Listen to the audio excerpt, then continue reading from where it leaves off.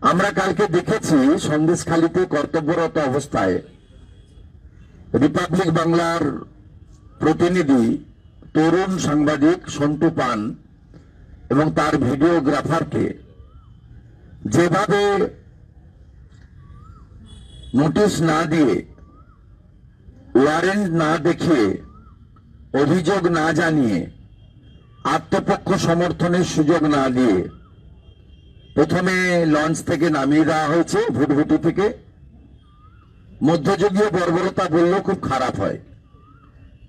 তারপরে তাকে টেনে হিঁচড়ে নিয়ে যাওয়া হয়েছে, আমরা সেটা দেখেছি, ভারতবর্ষের লোক দেখেছে।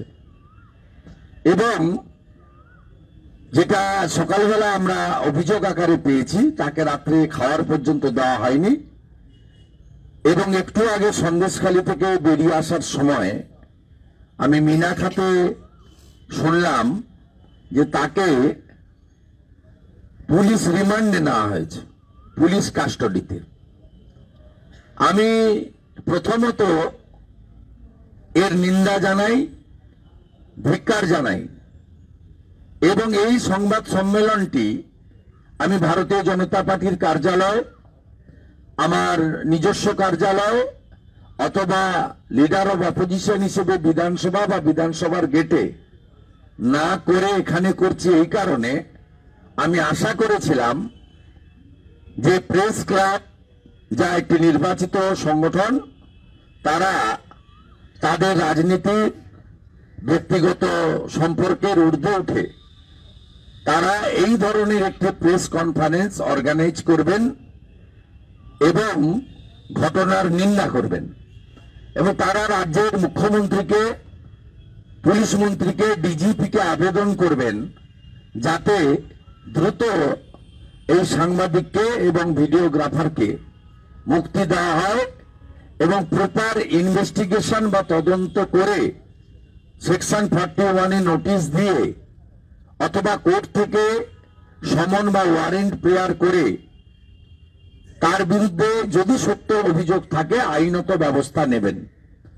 কিন্তু দুর্ভাগ্যজনক হলেও সত্য, সরকার এমন একটি ভীতির পরিবেশ পশ্চিমবঙ্গে তৈরি করেছে, তাতে প্রেস ক্লাব কর্তৃপক্ষ মুখ্যমন্ত্রী তথা পুলিশ মন্ত্রীকে চটাতে চাননি।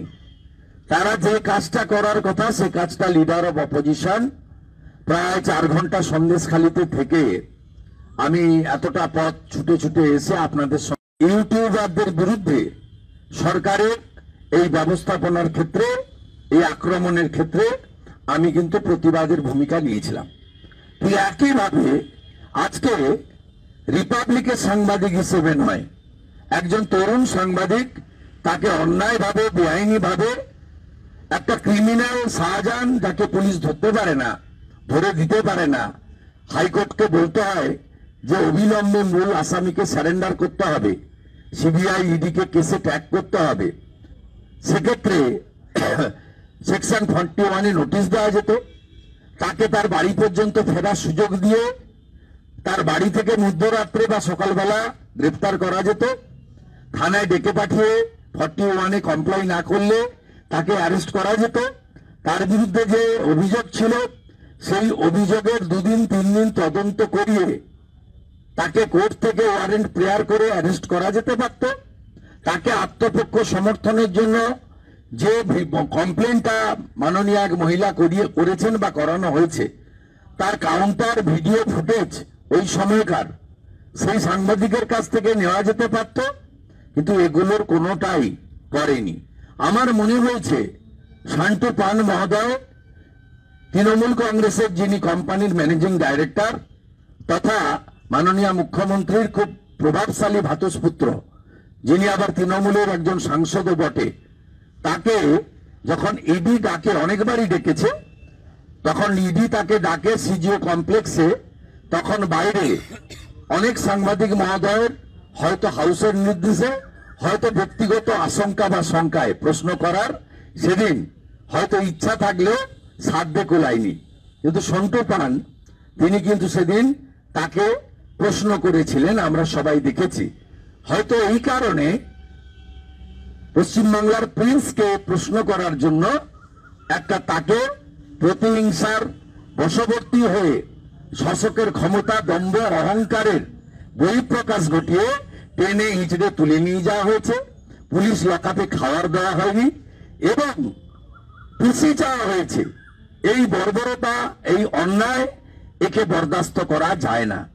আমি আপনাদের মাধ্যমে পশ্চিমবাংলার সাংবাদিক কুলকে শুধু নয়, সমস্ত রাজনৈতিক দল এবং মেরুদণ্ড শক্ত রাখা প্রতিবাদীদের বলবো, এই সাংবাদিককে যে কায়দায় গ্রেপ্তার এবং পুলিশ রিমান্ডে নেওয়া হয়েছে এর বিরুদ্ধে প্রতিবাদে গর্জে উঠুন এবং আমাদের রাজ্যের বিশিষ্ট আইনজীবীরা তারা জোট বেঁধে কিভাবে আইনি পরামর্শ দিয়ে এই মিথ্যা মামলা খারিজ করা যায় অথবা এই মামলাতে নিরপেক্ষ তদন্ত স্বার্থে সিবিআইকে ট্রান্সফার করিয়ে সন্তুকে জামিনে মুক্তি দেওয়া যায় তার উদ্যোগ গ্রহণ করুন।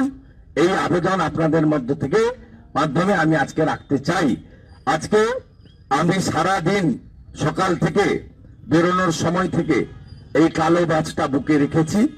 আমার সোশ্যাল মিডিয়া হ্যান্ডেল, আমার যে আপনার এক্স হ্যান্ডেল আছে, ফেসবুক আছে, ইনস্টাগ্রাম আছে, সব জায়গায় আপনি দেখবেন আমি ব্ল্যাক সিম্বল রেখেছি 24 ঘন্টার জন্য।